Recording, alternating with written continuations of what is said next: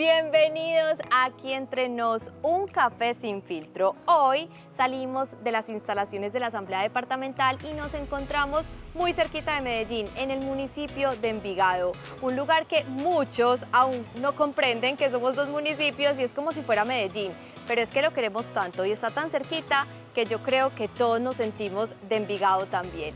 Y tenemos un invitadazo y él nos va a contar el lugar en donde estamos específicamente. Bienvenido, diputado Jorge Correa. Bueno, muchas gracias por la invitación. Estamos en una bella casa que representa el espíritu envigadeño en todo sentido. Esta es Casa Blanca, la casa de la pintora Débora Arango, una pintora que definitivamente cambió la historia. La partió porque fue demasiado adelantada para su época. Una mujer que rompió con su pintura, con su obra, y estamos precisamente en una de sus obras, que es su propia casa.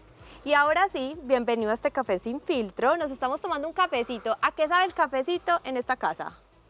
El café en esta casa, pues, sabe a lo que últimamente sabe el café en Antioquia. Sabe a región, sabe a momentos, sabe a historias. Bueno, aquí entonces te invito a este Café Sin Filtro, donde vamos a empezar hablando de una noticia que te tiene muy feliz, y es esa ordenanza en la que has trabajado tanto, que hoy ya es un hecho, que va a empezar a ser realidad, y es sobre la educación, que es uno de tus ejes principales. Y la educación y algo muy importante, y es conocer Antioquia. Claro, hay algo muy significativo y es reconocer la memoria de los territorios. Nosotros no estamos aquí porque sí. Detrás de nosotros hay toda una historia. Cuando uno empieza a conocer, por ejemplo, en sus familias, quién fue su papá, sus abuelos, de dónde venían, qué era lo que pensaban, termina uno entendiendo que uno es el conjunto de todo eso que viene de atrás. Lo mismo los territorios. Y hoy la Cátedra Antioquia es una realidad.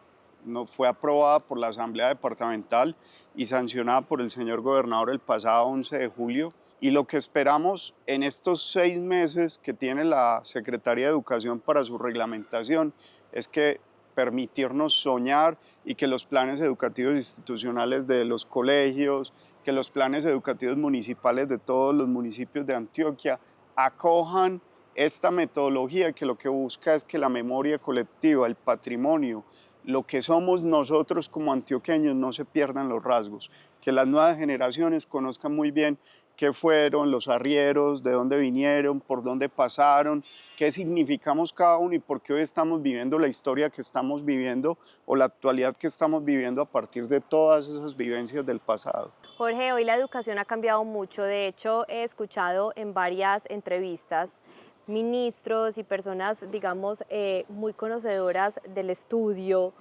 que ya hoy las universidades y estas carreras de 5 años deberían ser replanteadas por carreras más cortas y más específicas en lo que la persona está estudiando. ¿Tú qué opinas de esto? Estoy totalmente de acuerdo porque lo he dicho varias veces, inclusive en la asamblea. Nosotros tenemos una educación del siglo XIX con docentes del siglo XX y con estudiantes del siglo XXI. O sea, hay una brecha grandísima en lo que hoy es el proceso educativo.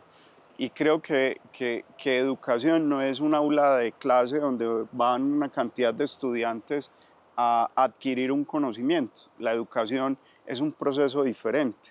Los mismos filósofos griegos lo hacían diferente. Los mismos filósofos enseñaban en cualquier espacio o en cualquier parte. No existía un espacio específico para eso.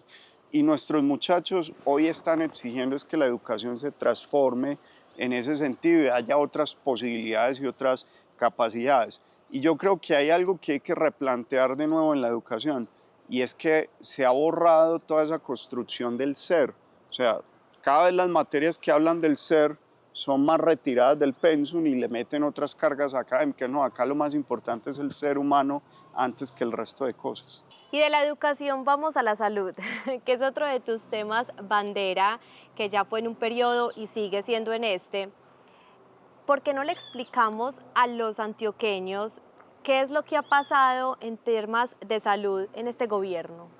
Pues yo diría que es también justo decir algo. La crisis de la salud es una crisis que viene pasando hace varios años.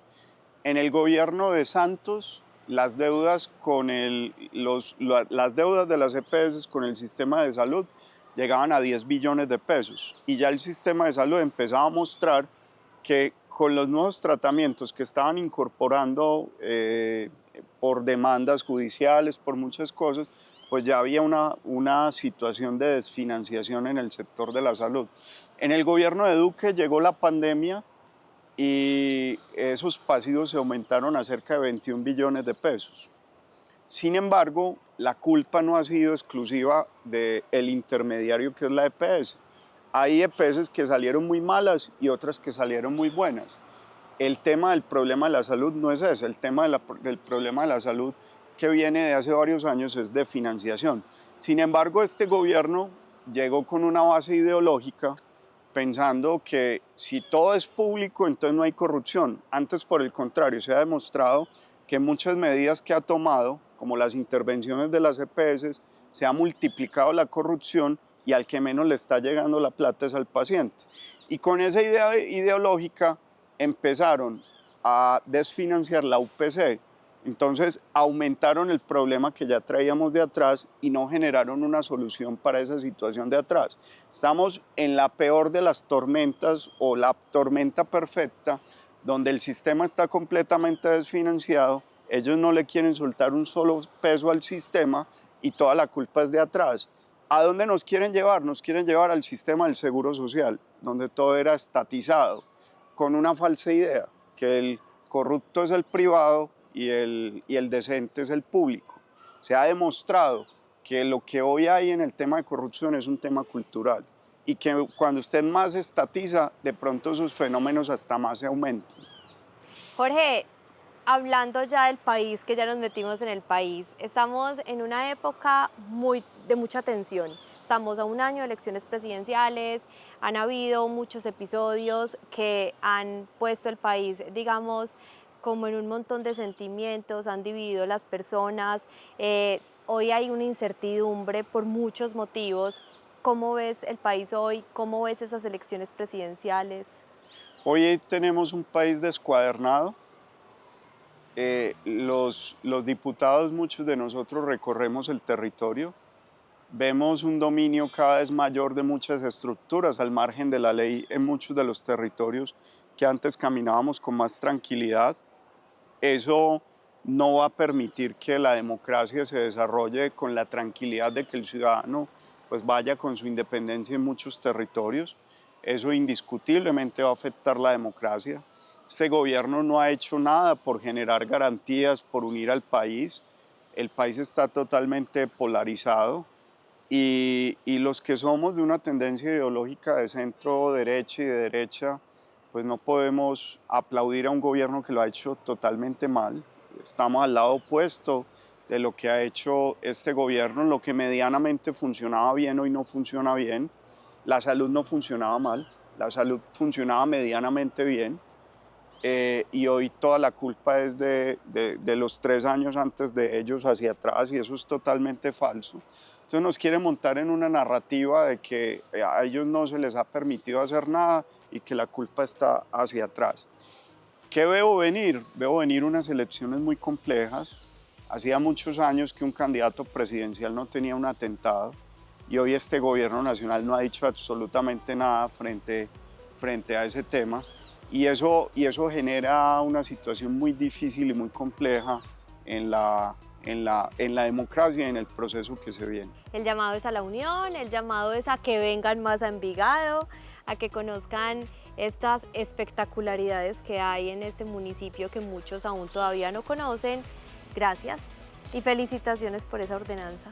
Muchas gracias, Verónica, y tendremos noticias pronto de otra ordenanza que va a ser muy interesante para el departamento. Nos llaman que ahí vamos a estar. ¿Y ese cafecito le gustó o no le gustó? Sabe a Antioquia. Sabe a Antioquia. Delicioso. Y así terminamos aquí entre nos un café sin filtro con el diputado Jorge Correa. Nos vemos el próximo jueves. Chao.